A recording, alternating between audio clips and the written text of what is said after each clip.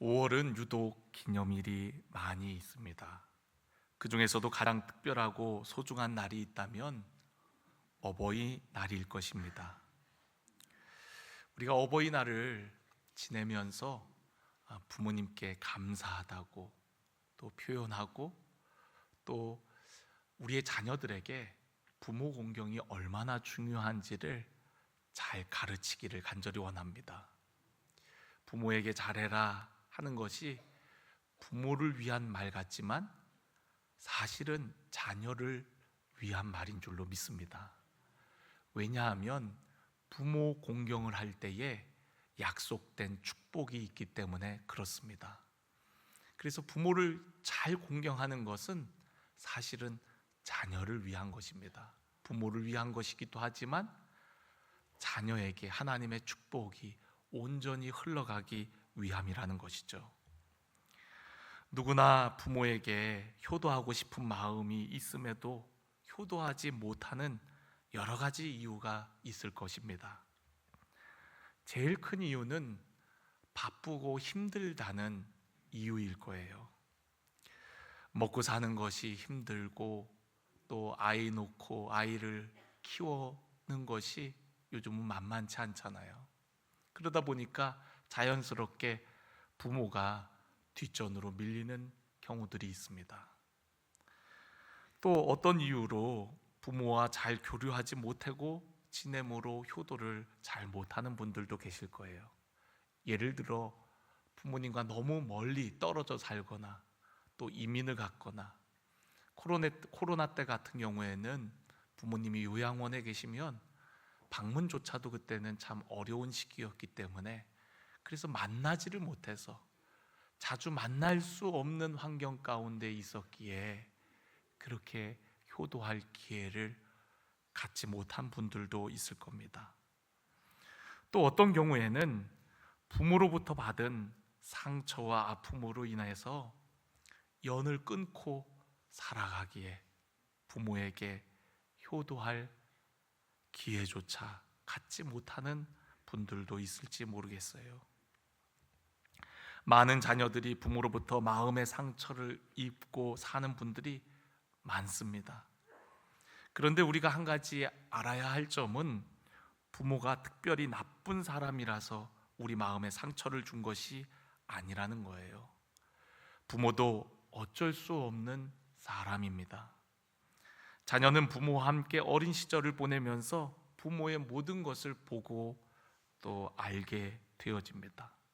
부모님의 약점, 또 왜곡된 삶의 모습들, 위선적인 태도, 잘못된 행동을 다 보았기에 자녀는 그러한 것들이 삶의 문제가 되어지는 경우들이 있어요.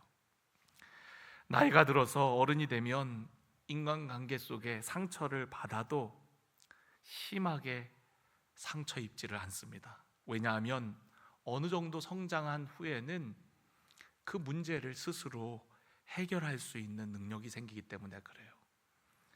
때로는 싸우기도 하고, 또 항의하기도 하고, 또 심지어는 다투기도 하면서 어떤 문제들을 해결할 능력이 있지만, 자녀가 어릴 때에는 부모의 어떤 상처들에 제대로 반응하지 못할 때가 많아요. 항의도 못하고 또 싸우지도 못하기 때문에 어렸을 때 받았던 상처는 우리 속 깊은 곳으로 골무는 경우가 많이 있습니다. 어릴 때 상처가 대부분 부모로부터 받게 되어집니다. 이것이 제때 치료되지 않으면 트라우마가 돼서 우리 인생 여정에 때때로 쓴뿌리가 되어서 올라오는 것을 경험하게 되어져요. 부모로부터 사랑과 은혜를 받으면서도 또 부모에게 받은 마음의 상처 때문에 마음속에 원망의 벽돌을 하나씩 쌓아가게 되어지는 거죠. 그래서 결국 부모와 점점 거리가 멀어지고, 또 혹은 단절에 이르게 되어집니다. 자녀들이 그런 모습을 보일 때가 있죠. 사춘기 때 보면은 아이들이 별것도 아닌데 마음을 상해하고 그리고 자기 방에 들어가서 문을 닫아버립니다. 그게 좀 심해지면 나중에는 부모와 대화조차도 하지 않으려고 그래요.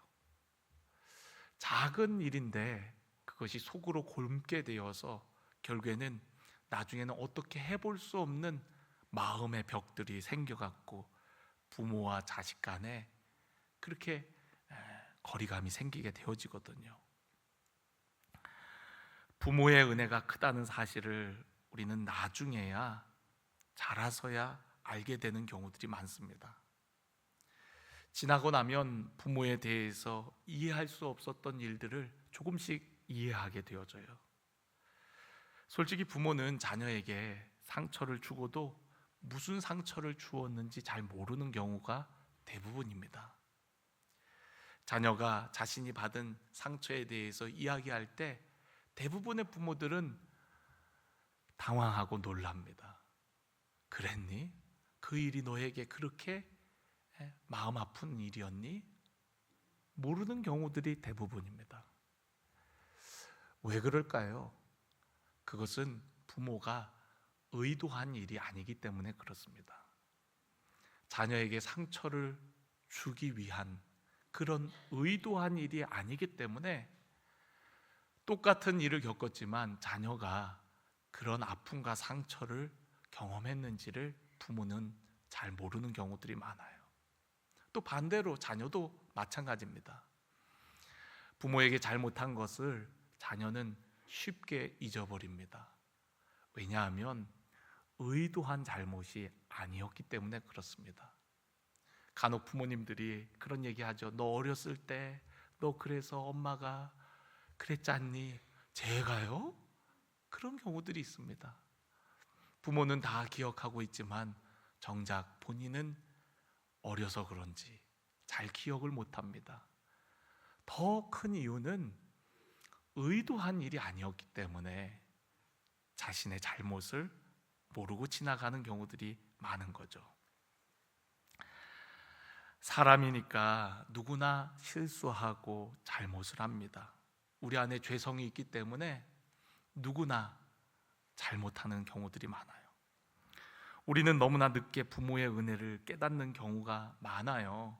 나이가 들어 부모가 된 자기의 모습을 보면서 비로소 부모를 보게 되고 부모의 마음을 헤아리게 되는 경우들이 많습니다. 저 또한 그렇습니다. 저는 목사님 가정에서 태어났어요. 저희 아버지가 목사님입니다. 저는 어렸을 때부터 늘 못마땅한 것 중에 하나가 자녀들인 우리들이 늘 뒷전으로 밀려나는 게 참 못마땅했어요. 가족들이 함께 약속을 잡아놓고도 교회에 이런저런 일들이 생기면 부모님은 약속을 어기는 일들이 많았거든요. 그런 거로 인해서 제 마음이 부모님에 대해서 참 좋지 않은 마음을 가지고 있었어요. 그런데 제가 목사가 되고 보니까요, 그런 부모님의 마음이 헤아려지는 거예요. 우리가 어렸을 때에는 부모의 마음을 다 알지 못하다가 우리가 커서 장가가고 시집가고 자녀를 낳아서야 엄마의 마음이 이랬겠구나, 아버지의 마음이 이러셨겠구나 하고 우리는 깨달을 때가 많습니다.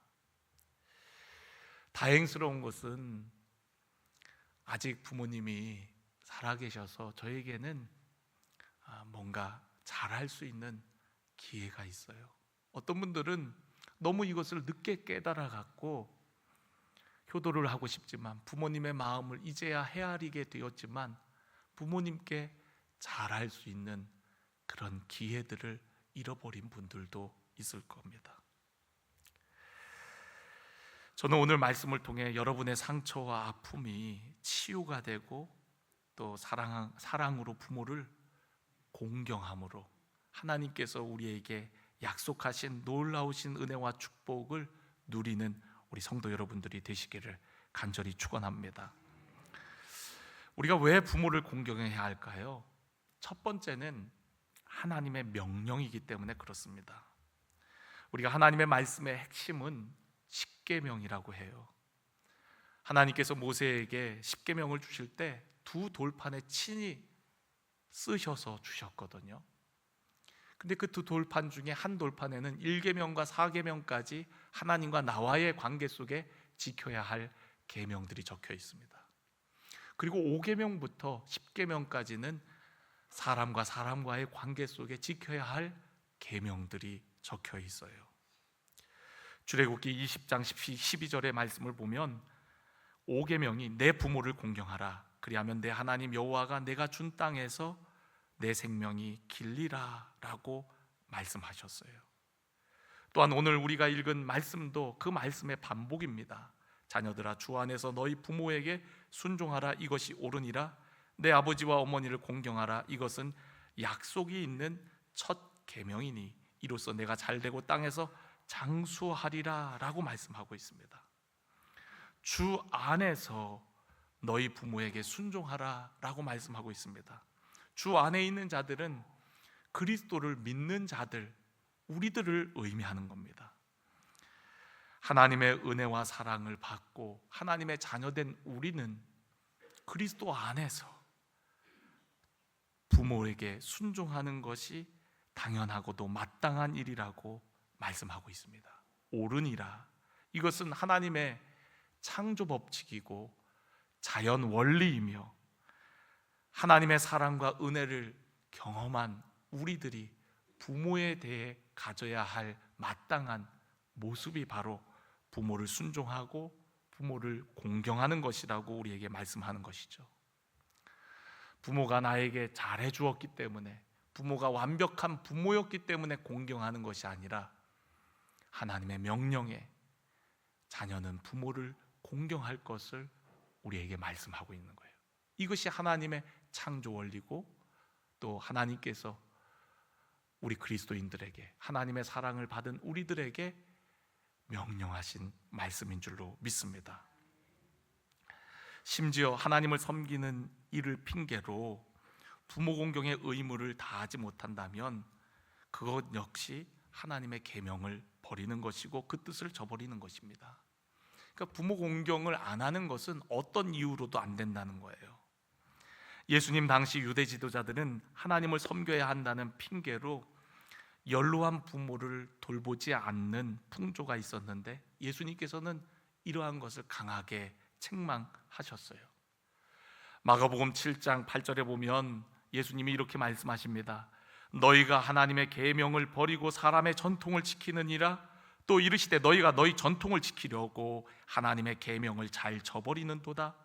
모세는 내 부모를 공경하라 하고 또 아버지나 어머니를 모욕하는 자는 죽임을 당하리라 하였거늘 너희는 이르되 사람이 아버지에게나 어머니에게나 말하기를 내가 드려 유익하게 할 것이 고르반 곧 하나님께 드림이 되었다고만 하기만 하면 그만이라 하고 자기 아버지나 어머니에게 다시 아무것도 하여 드리기를 허락하지 아니하여 너희가 전한 전통으로 하나님의 말씀을 폐하며 또 이 같은 일을 많이 행하느니라 라고 말씀하셨습니다.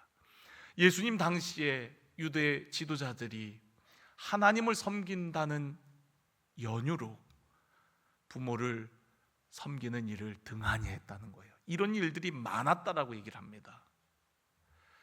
우리들에게 이 말씀을 적용해 본다면 우리가 하나님의 사명을 받고 직분을 감당하는 것도 중요하지만 우리가 부모 공경의 일을 하지 않고 있다면 그것은 하나님의 명령을 저버리는 일이라는 거예요. 교회 일도 중요하고 하나님께 받은 사명도 중요하지만 부모를 공경하는 일을 외면한 채 주의 일을 하고 있다면 그것은 하나님이 기뻐하시는 일이 아니라, 잘하는 것이 아니라 그것은 하나님의 명령을 저버리고 있는 것이라고 예수님 말씀하시는 겁니다. 이 말씀에 가장 위험한 사람이 누굴까요? 저는 목사라고 생각합니다. 교회에 여러 직분자들이 있죠. 집사, 권사, 장로, 목사, 여러 사람들이 있습니다. 가장 많은 일을 하고 많은 책임을 맡은 사람은 직분을 받을수록 그런 상황이 되죠. 저도 목회를 하면서 주님이 주신 사명이 중요하기에 그 사명에 집중하다 보면 부모님께 잘 하지 못할 때가 있습니다. 근데 하나님 말씀은, 예수님께서 하시는 말씀은 그게 잘하는 게 아니라는 거예요.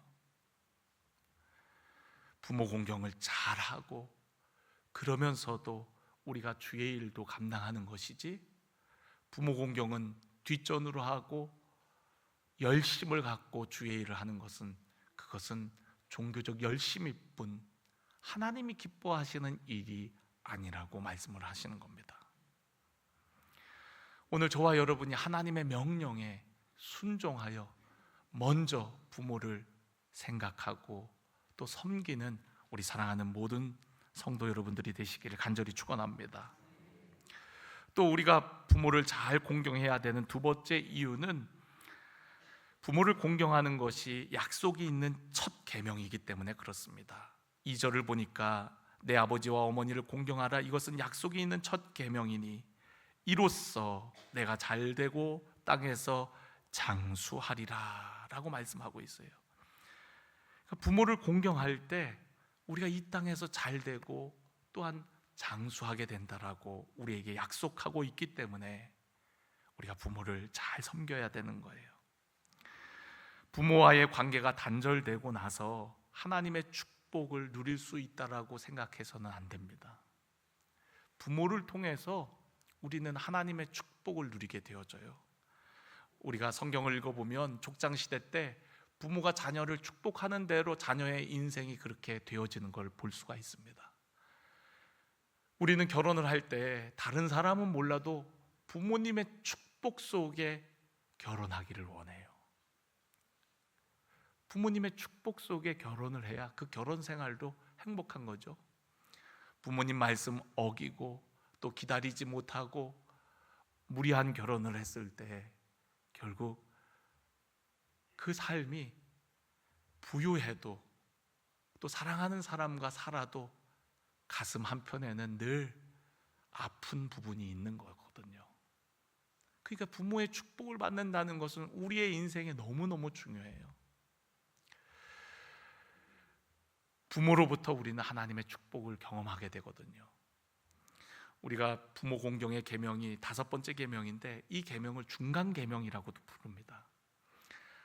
하나님 사랑, 이웃 사랑이 어떻게 보면 계명의 요약인데, 그래서 율법은 사랑의 완성이라 그러잖아요.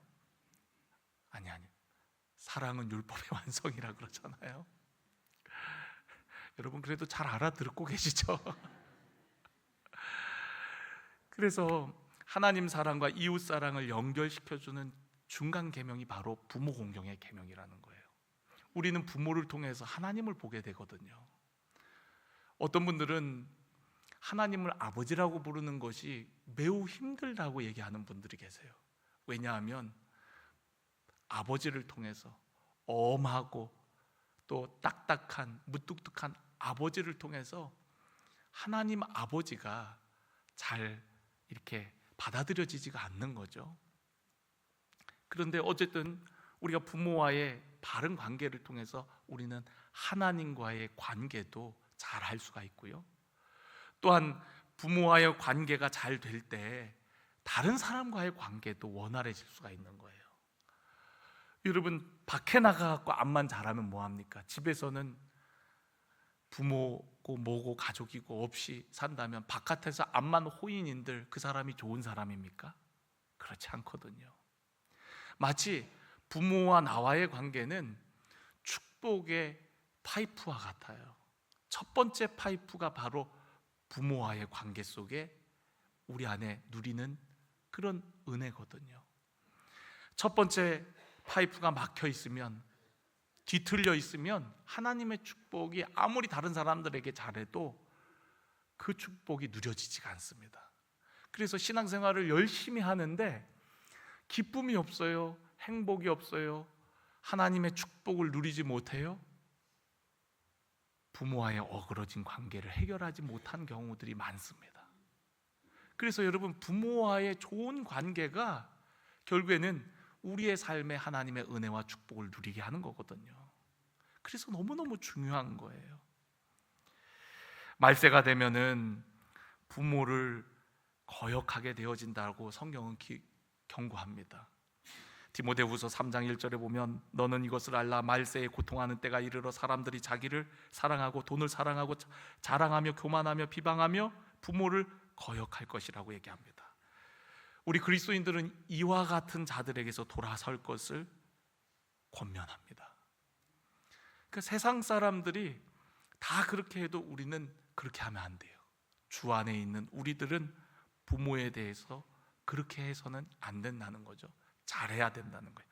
왜냐하면 하나님의 사랑을 경험한 자들이기 때문에, 하나님의 사랑을 받은 자들이기 때문에 우리는 그 하나님의 사랑으로 우리의 심령이 치유되고 새로워져서 또한 다른 사람, 그 첫 번째 관계인 부모와의 관계가 회복이 되어지고 상처와 아픔 치유되고 부모님과 좋은 관계를 통해서 마침내 하나님께서 우리를 위해 예비하신 은혜와 축복을 누리게 되어지는 줄로 믿습니다. 부모를 공경하지 않으면 본인만 망하는 것이 아니라 우리 사회도 망가지게 되어집니다. 부모 공경은 모든 종교, 모든 사회에서 강조를 하지만 가장 강조하는 곳이 있다면 바로 성경, 우리 기독교입니다. 부모를 공경하는 것이 얼마나 중요한지, 저는 오늘 여러분들이 약속된 은혜를 누리기에 부족함이 없는 삶이 되어지기를 간절히 축원합니다. 그러면 어떻게 하는 것이 우리가 부모를 공경하고 효도하는 것일까요? 오늘 여기 성경에 보면은 주 안에서 너희 부모에게 순종하라 라고 우리에게 권면을 하고 있습니다.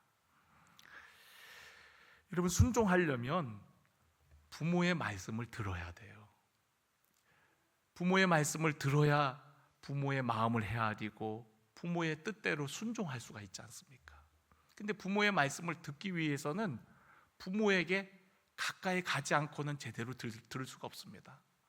연로하신 부모님들은 더군다나 목소리가 잘 나오질 않아서, 목소리도 작은데 가까이 가야만이 잘 들을 수 있고, 그리고 부모님의 마음을 알게 되어서 부모님을 위해서 뭔가를 할 수 있게 되어지거든요. 그러니까 여러분, 우리가 부모 공경의 첫 번째는 부모에게 다가가고 부모의 이야기를 들으라는 거예요.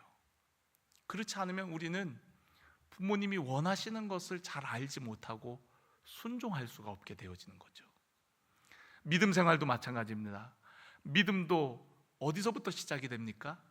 들음에서부터 시작이 되는 거예요. 들음은 하나님의 말씀으로부터, 우리가 하나님의 말씀을 자꾸 들어야 하나님의 뜻을 알게 되고 우리의 믿음도 하나님 뜻대로 순종하며 할 수가 있는 거거든요.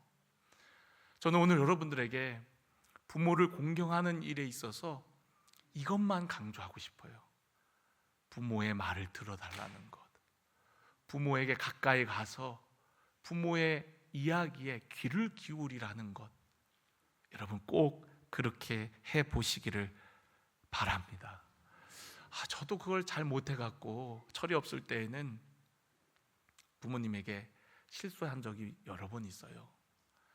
명절 때 가면은 부모님이 무슨 말씀을 하는데 중간에 제가 살짝 이렇게 얘기합니다. 아버지, 그 지난 명절 때도 얘기하셨어요. 이렇게 얘기를 한단 말이죠. 그래? 그러고서는 더 얘기하고 싶어 하지 않으시거든요. 그렇게 얘기할 때 마치 처음 듣는 것처럼 경청해드리고 맞장구 쳐드리는 것이 효도인데, 우리는 어른들의 반복되는 이야기들을 굉장히 듣기를 어려워합니다. 이 어른들의 특징입니다. 어른들은 옛날 이야기, 했던 얘기 또 하고 또 하고 그러십니다. 그걸 이해해드리고 들어드리고 또 물어봐드리고, 이게 가장 큰 효도라는 거예요. 들어드리는 것이 쉽지는 않습니다. 저희도 소망 공동체를 이렇게 해보면 어른들 무슨 말씀할 때 무슨 얘기인지 잘 못 알아들을 때가 있고 잘 안 들릴 때가 있거든요. 그러면은 가까이 가서 귀를 그분 입에다가 갖다 대고 다시 한번 말씀해 보세요 하면서 이야기할 때가 있거든요. 여러분, 가까이 다가가는 것, 그리고 그분의 음성을 듣는 것, 이것이 효도의 시작인 줄로 믿습니다. 누가복음 15장에 보면은요, 탕자의 이야기가 나옵니다. 여러분, 탕자의 이야기 다 아시죠?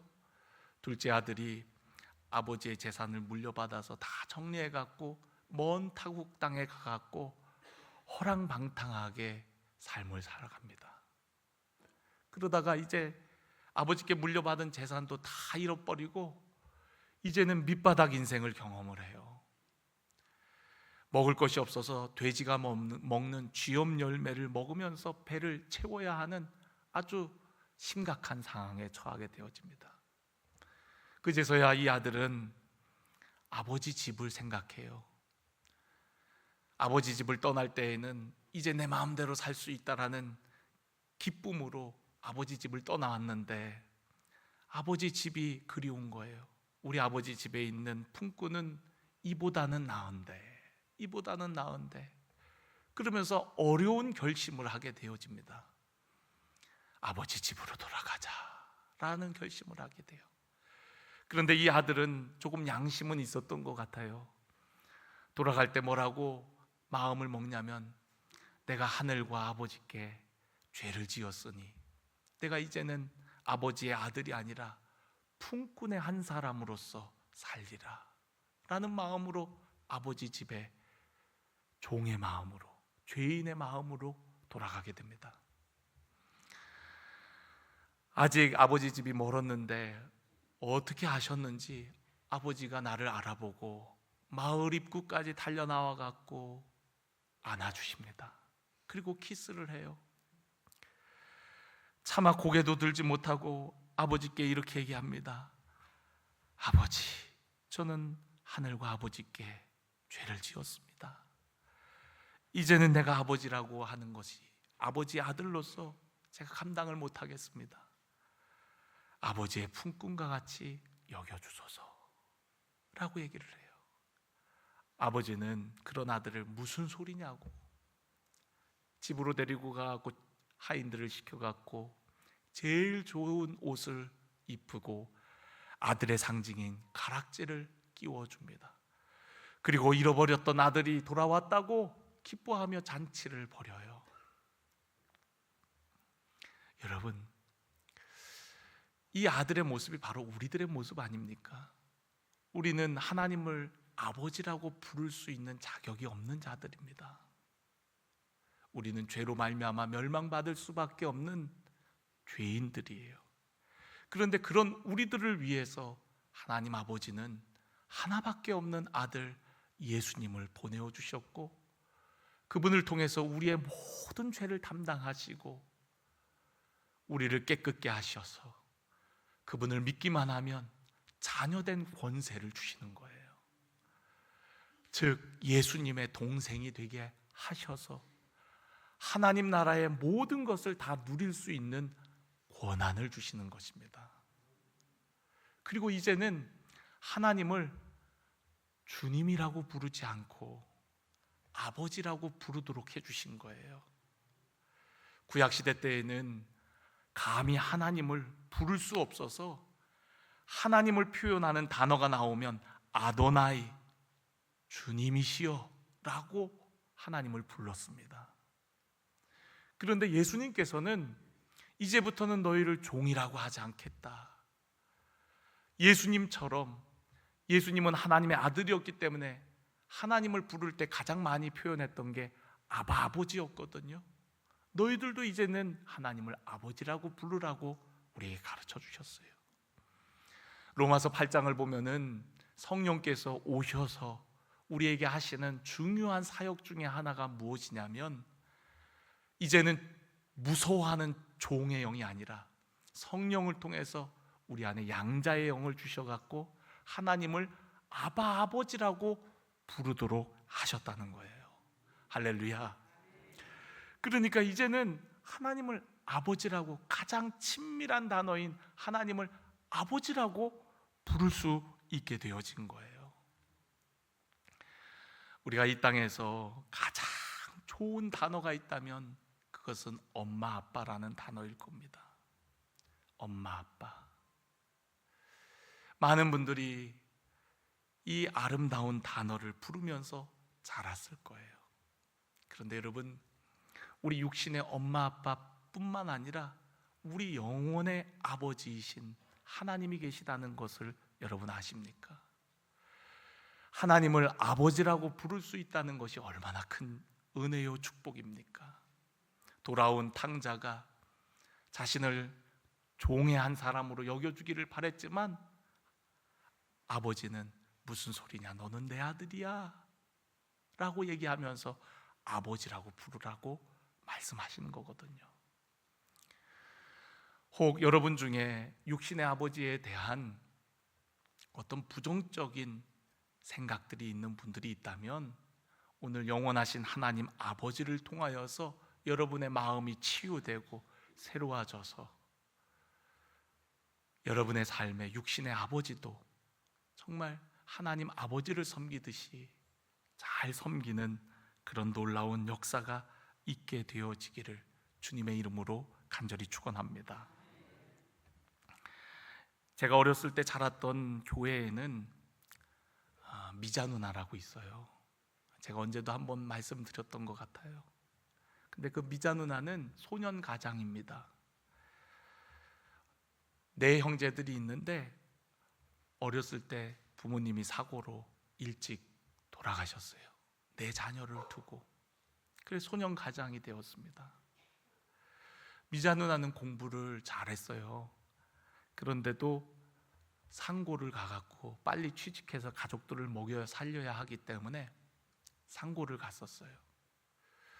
어느 날 교회에 기도하러 들어가는데 미자 누나가 저보다 먼저 와서 그 기도실에서 맨 앞에, 요 강단 맨 앞에 앉아갖고 기도를 하는 거예요. 제가 누나의 기도를 듣고 싶어서 들은 건 아닌데 기도가 들려져 왔어요. 미자 누나가 어떻게 기도하고 있냐면 앞에 성적표를 펼쳐놓고 하나님 아버지, 저 이렇게 좋은 성적 받아왔어요. 하나님께 보여드리는 거예요. 저는 그 모습을 보고서 충격을 받았어요.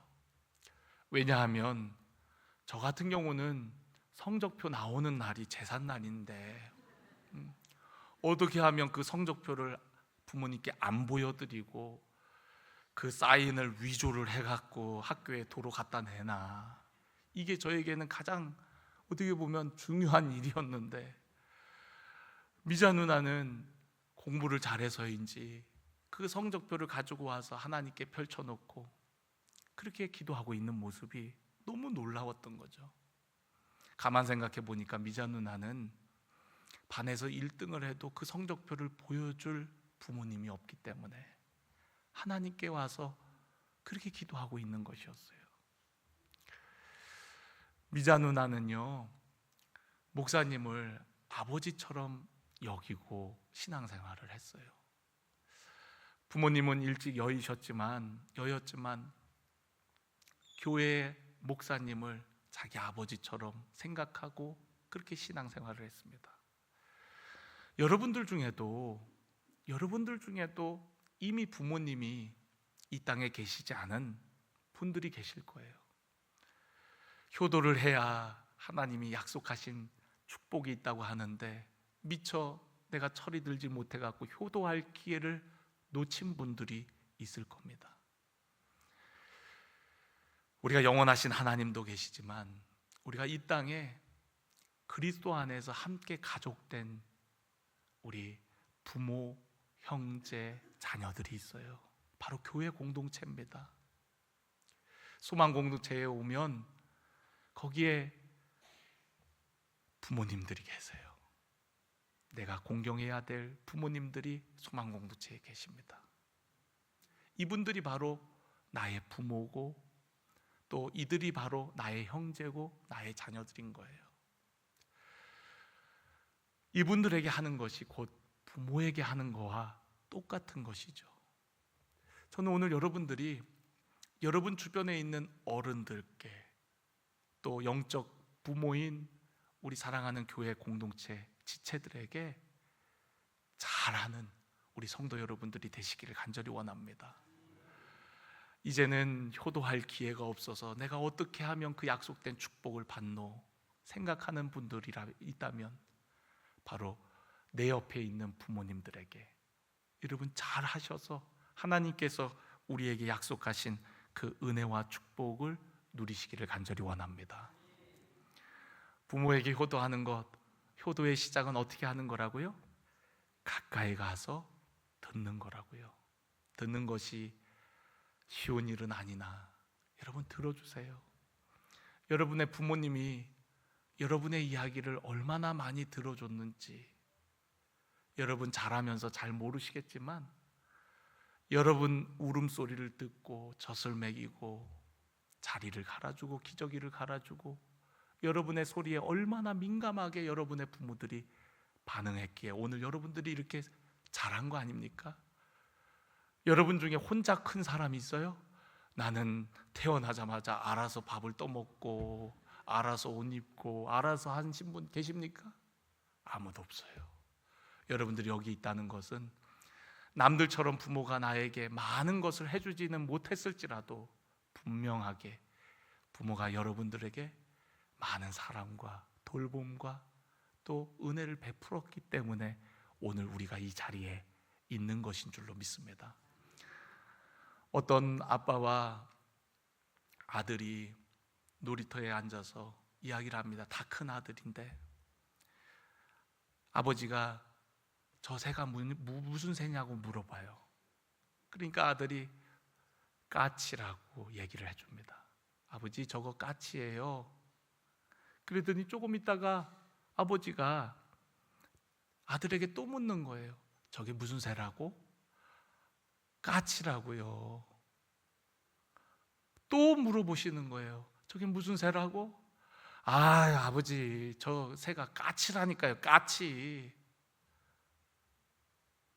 그런데 나중에 이 아버지가 돌아가시게 되죠. 아마 자주 물었던 이유는 아버지가 약간의 치매가 오신 모양이에요.